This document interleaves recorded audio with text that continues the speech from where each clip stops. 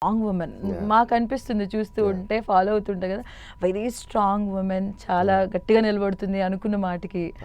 So తను వచ్చిన తర్వాత లైఫ్ చేంజ్ అయిందా మీకు? ఆల్మోస్ట్ మొత్తం అంతా అలా మిగతా వాటితో కాకుండా లైఫ్ కొంతవరకైనా చేంజ్ అయిందా? యా, డెఫినెట్గా. అంటే ఒక కొంచెమైనా ఒక రెస్పాన్సిబిలిటీ ఉంటుంది కదండి. ఒక రెస్పాన్సిబిలిటీ కానివ్వండి, ఒక ఈవెన్ లైక్ నాలో అయితే డెఫినెట్గా మేబీ నేను ఇంత మునుపు అయితే నా చిన్నప్పుడు ఆ టైంలో నేను ఇంత అంటే ఒక లెవెల్ ఆఫ్ పేషెన్స్ నాకు అంత లేదేమో. బట్ అది కూడా she got that in me, she built that in me. And it's beautiful అండి. విత్ హర్ లైఫ్ నన్ను చాలా బాగా చూసుకుంటుంది.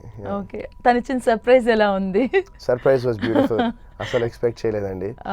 నేను యాక్చువల్లీ ఒక ఫ్యూ ఇయర్స్ బ్యాక్ నేను ఒక రోజు అలా పడుకొని ఇద్దరిలో ఉన్నా, నాకు సందు ఒక సిగ్నేచర్ కావాలి అర్జెంట్గా తీసుకుంది. దేనికా నాకు తెలియలేదు బేసిక్గా.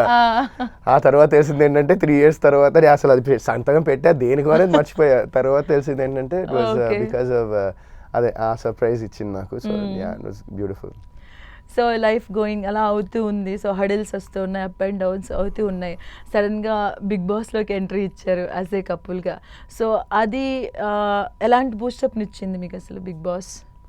బిగ్ బాస్ వాజ్ అదొక క్రేజీ ఎక్స్పీరియన్స్ అని చెప్పాలి. అంటే 15 weeks అలా ఒక చోట ఉన్నాము, ఒక ప్లేస్లోనే, without connection to the outside world అనేది అది it was a different experience. But నాకేంటంటే పర్సనల్గా I had my wife with me. నాకు రితిక కూడా నాతో పాటు షోలో ఉండింది.